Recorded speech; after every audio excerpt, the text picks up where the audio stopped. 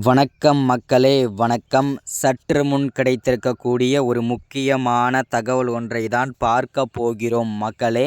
சற்று முன் திமுகவின் முக்கியமான வேட்பாளர் காரில் சிக்கிய 75 கோடி சிக்கியிருக்கிறது. பறக்கும் படையினர் அதிரடி காட்டியிருக்காங்க.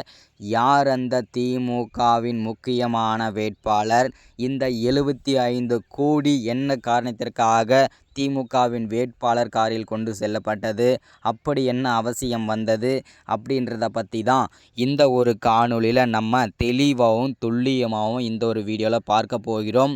அதற்கு முன்பாக நமது அரசியல் நியூஸ் சேனலில் நீங்கள் புதிய பார்வையாளராக இருப்பதற்கு வாய்ப்புகள் நிறையவே இருக்கிறது. முடிஞ்ச அளவுக்கு எல்லாரும் மறக்காமல் நமது அரசியல் நியூஸ் சேனலை சப்ஸ்கிரைப் பண்ண மட்டும் மறந்துடாதீங்க. சப்ஸ்கிரைப் பண்ண உடனேயே பக்கத்திலே ஒரு பெல் பட்டன் வரும். அதை கிளிக் பண்ணி ஆல்ன்ற ஆப்ஷனில் போட்டு வச்சுக்கோங்க. தொடர்ந்து நம்ம வீடியோ போட்டோம்னா உங்களுக்கு நோட்டிஃபிகேஷன் வந்துடும்.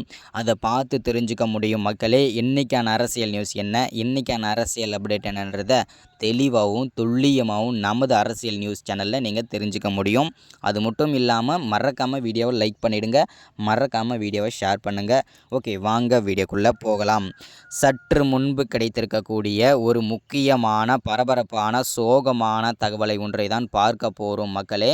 என்ன அப்படின்னு பார்த்தீங்கன்னா, வருகின்ற ஏப்ரல் 19ஆம் தேதி நாடாளுமன்ற தேர்தல் இருக்கக்கூடிய வேளையிலே தற்போது திமுகவில் இருக்கக்கூடிய முக்கிய அமைச்சர்களும் சரி, மூத்த கூடிய அமைச்சர்களும் சரி, அவரவர்களுடைய தொகுதியில் வாக்கு சேகரிப்பதற்காக தீவிர வேலையில் ஈடுபட்டு கொண்டு இருக்கிறார்கள். இந்த சூழலிலே பல திமுகவின் அமைச்சர்களும் பல துறை அமைச்சர்களும் அமலாக்கத்துறையிடம் சிக்கி சின்னாபின்னம் ஆகிட்டு வந்துட்டுருக்கிறாங்க.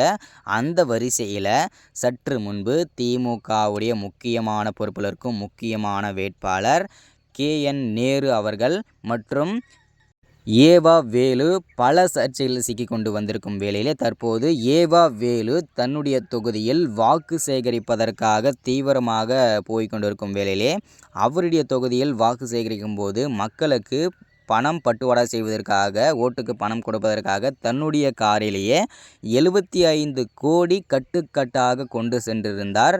இந்த தகவலை இதை பறக்கும் படையினருக்கு ஒரு ரகசிய தகவல் அனுப்பியிருந்தாங்க. இந்த ரகசிய தகவலின் அடிப்படையில் அதிரடியாக ஏவா வேலு காரை மறித்து பறக்கும் படையினர் சோதனை போட்டிருந்தாங்க. இந்த சோதனையில் தான் 75 கோடி கருப்பு பணம் கட்டுக்கட்டாக சிக்கியிருக்கிறது. இந்த 75 கோடியும் அதிரடியாக முடக்கிவிட்டார்கள் மக்களே. பெரும் அதிர்ச்சிக்குள்ளாயிருக்கிறது. அது மட்டும் இல்லாமல் இவரை கைது செய்த போவதாகவும் தகவல் வெளிவட்டாரங்களில் பேசப்பட்டு வருகிறது. தொடர்ந்து அடுத்த வீடியோவில் பேசலாம். மறக்காமல் சப்ஸ்கிரைப் பண்ணுங்கள், லைக் பண்ணுங்கள், ஷேர் பண்ணுங்கள்.